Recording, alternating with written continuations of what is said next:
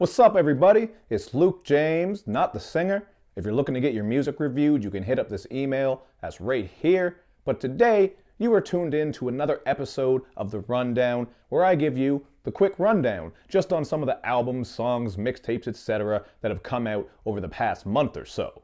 First up on the list is this DJ Khaled and Drake song called To The Max. And I do gotta say, this is a little bit better than that For Free track they put out, because that to me was all out dumpster juice. With this one, you are getting that Miami bass sound, although a lot of other cities are arguing that it's their sound. I've heard people say it's the New Jersey club sound, the Atlanta club sound, etc., etc. But to me personally, this really just reminded me of the type of music that the 69 Boys used to make. And that's where they were operating. Not sure if they were exactly out of Miami, but I know they were coming out of Florida. So maybe I should say that Florida sound.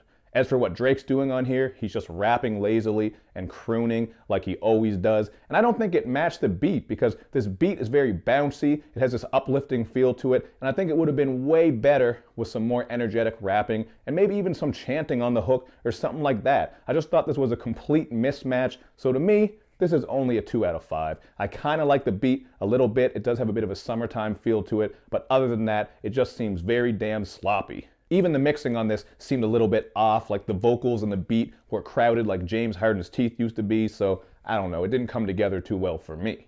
Second on the list is Vince Staples' track, Big Fish, which is obviously off of his upcoming album, Big Fish Theory. And to me, this was an alright track. I mean, it's definitely more mainstream and accessible than a lot of the music Vince makes, because most of us know him for coming through with some really weird and zany production. This one really just sounds like maybe some DJ Mustard, West Coast G-Funk type of shit. So I did think it was kind of fun and bright. You could definitely work with it in the summertime, but it wasn't the type of beat that had me scowling or thinking we were hearing something that was very different. Vince's rapping, though, is on point as you would expect, and it doesn't get too crazy with the content, although he does have some good lines on here, including this one I had to write down where he says, "Swimming upstream while I'm trying to keep my bread from the sharks make me want to put the hammer to my head." I just thought that was a cold-ass line, because obviously sharks, hammerheads, you could even talk about the street sharks if you want, because they were cool, so fucking why not? But to me, I would give this a 3 out of 5. That just means it's good. I don't think it's bad. I don't think it's great, but I am looking forward to hearing the rest of his album.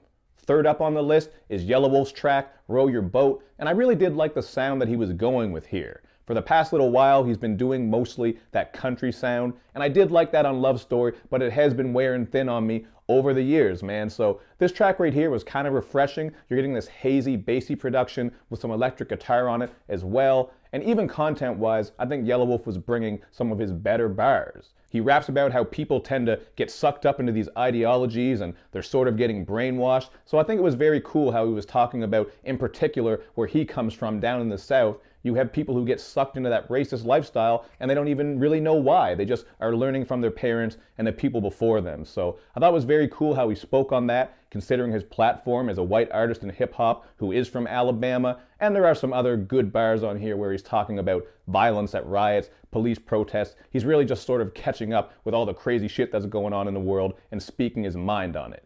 Now, he is still singing on this track as well. I've heard some people compare his vocals on the hook to Michael Jackson, which is just crazy. I mean, come on, man. You can't say someone sounds like Michael Jackson, especially Yelawolf. But I do kind of get what they mean a little bit, just the cadence, maybe a little bit I can understand, but he doesn't sound like Michael Jackson. I mean, that would just be crazy if he did, and we'd probably hear him on a lot more tracks. But either way, 3.5 out of 5 for me. I don't love this track. I'm not going to come back to it a whole bunch of times, but I really did like this sound from him, and I am curious to hear what he's going to do with his next project. Next up, we have David Banner's album, The God Box. This is one that has been quite requested, and I was curious to check it out myself because I haven't heard anything from David Banner for a long-ass time.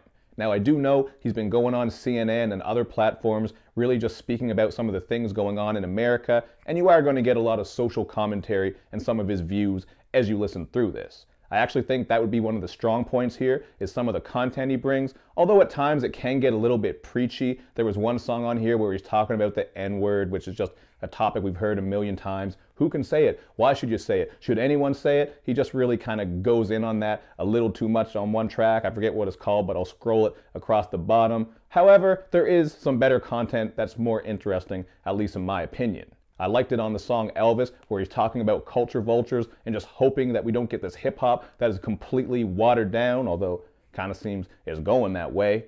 And on the song Magnolia, he's just exploring the history of the magnolia tree and how it was used for lynchings. I thought that was very interesting, and CeeLo is doing some great storytelling on that track as well. But as I said, it does get a little bit heavy-handed at times, like he's just forcing this shit down your throat. And production-wise, it is all over the place, man. You're gonna get some rock shit, some poppier type of shit, some soulfulness. It's really all over the place, man. And I do like when artists bring that versatility, but I think there's a way to do it and be cohesive, whereas this album really just felt damn sloppy to me as I was listening through. So there are some good moments here, for sure. Also some nice features from Big Crit and Black Thought, but I'm gonna go with a 3 out of 5. I think it's good, it's worth checking out, but it's not something that's gonna make my year-end list. And if you didn't check it out, well, you know, you're not gonna miss too much, but give it a listen and see for yourself. And lastly, we do have to talk about this Brockhampton album called Saturation, because you guys have been all up in my shit saying it's the album of the year. And even though I personally don't feel that way, I definitely get why you like it, and I think it's a good album.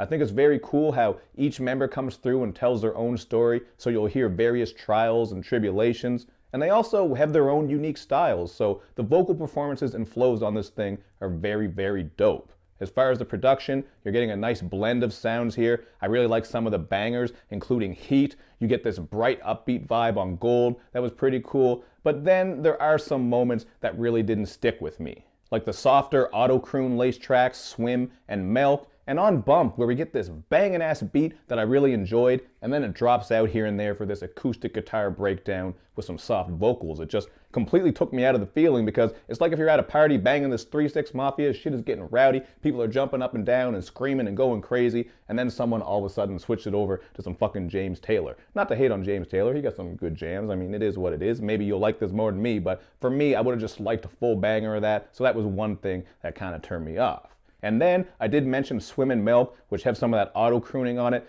and there are some other tracks on here where the vocal effects were just way too much for me personally. Like the songs Fake and Trip, for just 2 examples, where you're getting a lot of robotic vocal effects, auto-crooning, high-pitched vocals. I'm just not really into that sound, so that did take me out of this project a little bit, but there's much more good here than there is bad, and I would give it a 3.5 out of 5. I think they play off each other very nicely. There's a lot of great chemistry. There is some of that production I talked about that I enjoyed. I think it's definitely worth checking out, and it's a damn good album. But hey, that's it for me. You guys can hit me up in the comments section with your thoughts on some of these albums and songs, and make sure you do all that good YouTube and social media stuff, man, where you like my videos, you share them, you follow me on Twitter, you retweet the videos, and of course, man, you gotta subscribe to my channel, check out all my pages on IG, Facebook, all of that good shit. Thank you for watching, everybody. I will see you next time.